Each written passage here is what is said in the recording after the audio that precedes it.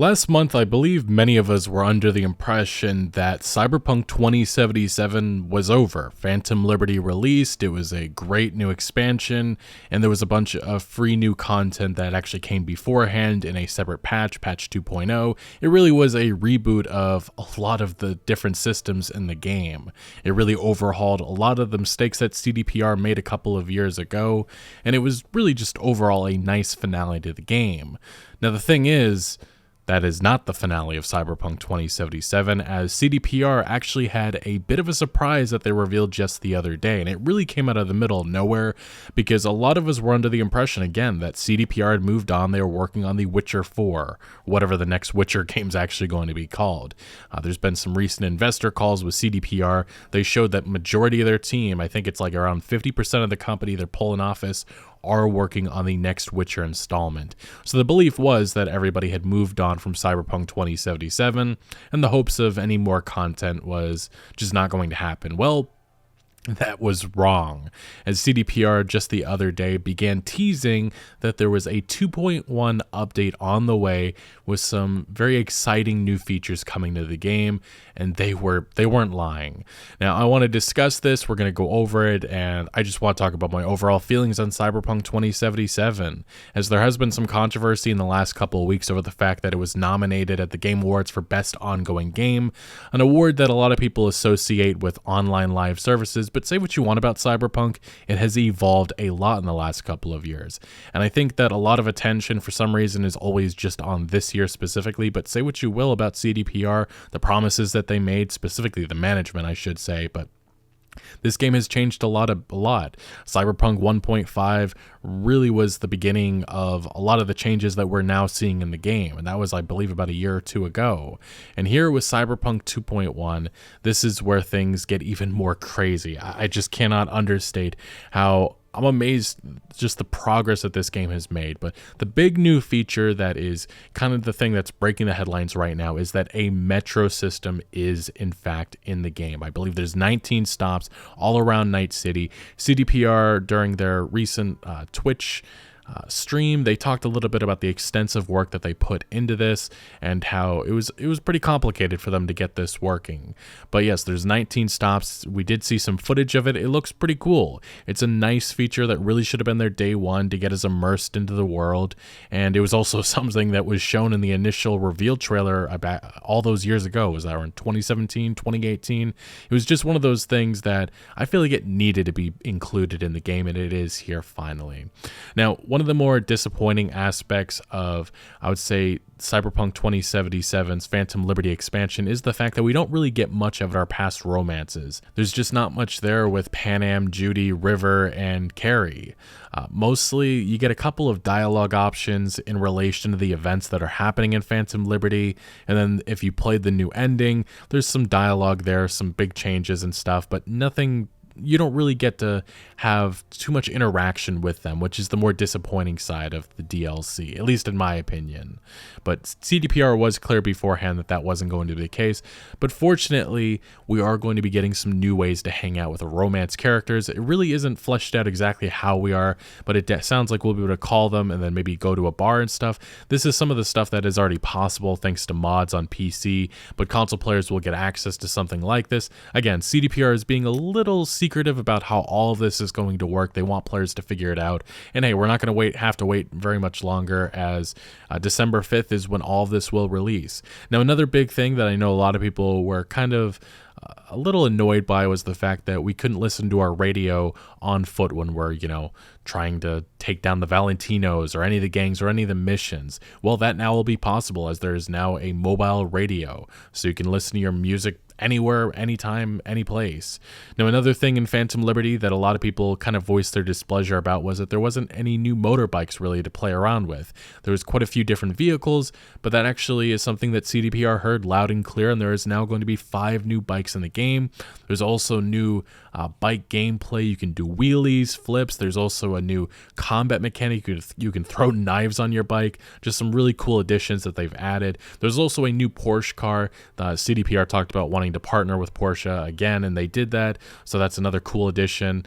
Going along with Johnny Silverhand, obviously the Porsche 911, whatever it's called, is already in the game. There was a mission associated with that, and it seems like there's going to be a clever way that we have to obtain this new vehicle, which I love. I love how CDPR integrates some of these new weapons and new vehicles and stuff with missions and activities that we have to do within the world of Night City.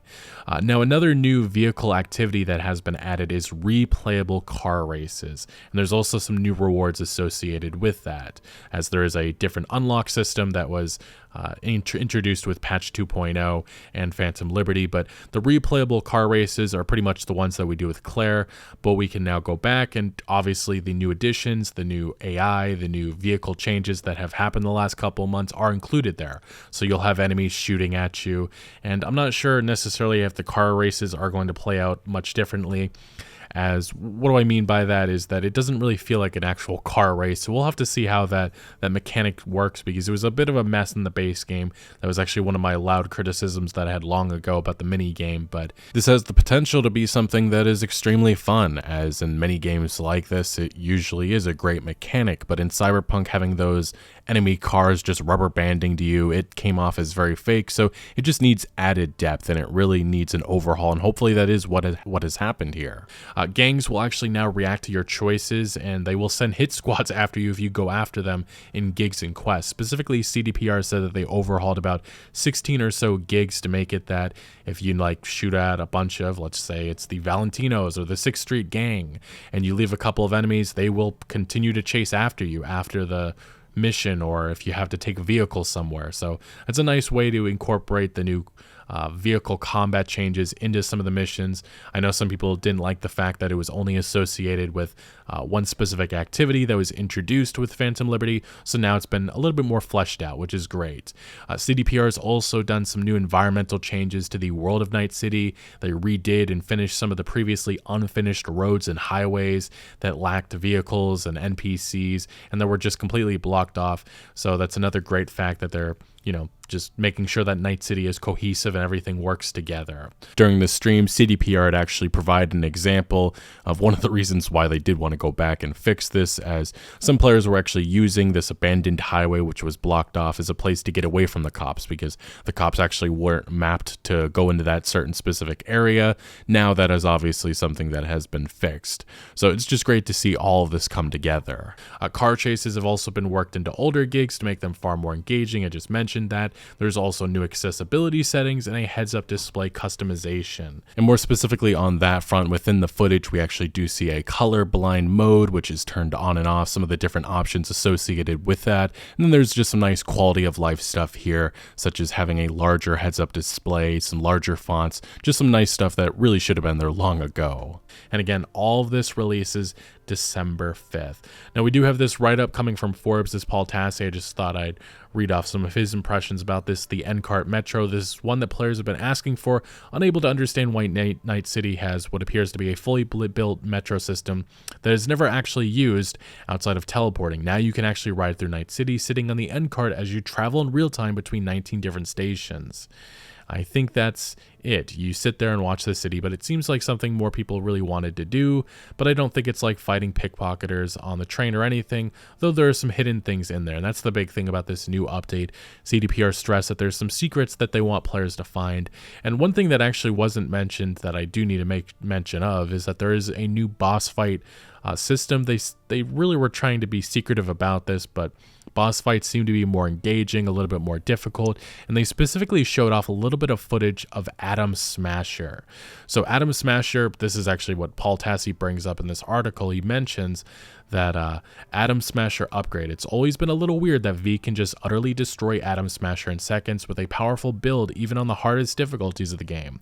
But now he's smarter, faster, more aggressive, has more dangerous weapons, and even a Sindefistan. So this may actually shape him into a formidable foe at last, just in time for the 18th time I kill him, I suppose. And CDPR actually talked about during their stream the dissatisfaction within the company, and also just listening to player feedback of, people literally using the dildo weapon and hitting Atom Smasher one time and then he dies. So this is one of the more disappointing boss fights, especially when you compare it to Cyberpunk Edge Runners. So they wanted to make it more difficult, and it does seem like Atom Smasher actually adapts to how we've built our character. So for a Netrunner, a solo, or whatever style that we've built, Atom Smasher will be ready for that. And in some of the footage, you can actually see that how he moves is closer to the Edge Runner's animation. It actually is really cool. It just seems like a more engaging fight, which I'm definitely a fan of. And I'm glad that they went back and fixed that.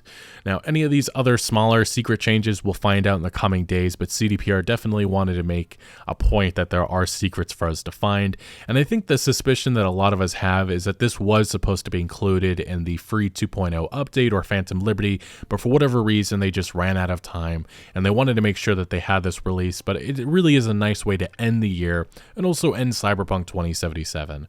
This has been quite the journey on this channel. I've already talked about this in my review for the Phantom Liberty and 2.0 update. If you missed that, check that out. But my feelings on this game have changed quite a bit. I'm still extremely critical of this company, especially management, but I feel for the developers, the journey that they've taken. There's actually a recent German documentary from the CDPR developers. It's been very hard for them, but it's great to see that this comeback has happened, and I do feel like there's a lot of lessons that need to be learned, and I hope they have been, but we really won't know that until the next Witcher installment comes about. And with CDPR, with this current Cyberpunk 2077 content, this game has made quite the turnaround, and like I said earlier on in this video, I definitely feel like it deserves that Best Ongoing Game award. I know some people feel like that's rewarding bad behavior, but I feel a little different. I feel like that is more for the developers. I don't think the publishers or the management or leadership really get anything out of awards like this. I mean, they're not going to be making any bit more money, but I can understand the perspective that some people have about not wanting to give Cyberpunk 2077 too many props just because this is the game that should have been delivered back in 2020, and I can understand that perspective, and I agree. I think I've just come to the point where I've accepted what this game is, and I'm pleasantly surprised always when I see more and more content added, and who's to say that there isn't more to come in the future. It just appears that this was kind of like the last hoorah for the game, and it is worth mentioning. I know some people are really going to be mentioning this in the comments, like, where's the new game plus? But CDPR has indicated that it's just something that they never could get working for whatever reason on the Red engine with Cyberpunk 2077. Maybe that's something that'll come long down the road. It doesn't seem likely at this point just because of how much their PR has been putting out in comments just saying, no, it's not happening. And they even said that the other day. So that's one of the more disappointing gameplay features that we never got a hold of, and also vehicle customization. But hey, Cyberpunk 2084, whatever the next installment's going to be called, will probably be here in the next 5 or so years, and hopefully that is something that is included in a sequel. And again, hopefully those lessons learned will be there as well. Anyway, Cyberpunk 2077, another shocking, surprising, massive update coming in the next couple of days. A lot of new cool features. It's going to be nice to have some new ways to hang out with Pan Am and our favorite romance partners. And also, taking the Metro. I know some people will be like, who cares about something like that, as Forbes' article kind of said about this, but I like the fact that you can just immerse yourself. You needed more of this within Night City, just being able to sit down, take in the beautiful environment. This place, this location is very unique, and especially from that first-person perspective, being able to interact with Night City, I think was really key, and we did not get enough of that day one. It's just great that in the years to come, we have gotten a lot more of that, and even more with the Metro system that, again, was shown in that debut trailer and should have been there day one. Anyway, what do you make of all of this new Cyberpunk 2077 content coming into the game? Let me know your thoughts down in the comment section below, but thank you for watching. Make sure to leave a like if you did enjoy this video, and I'll see you later.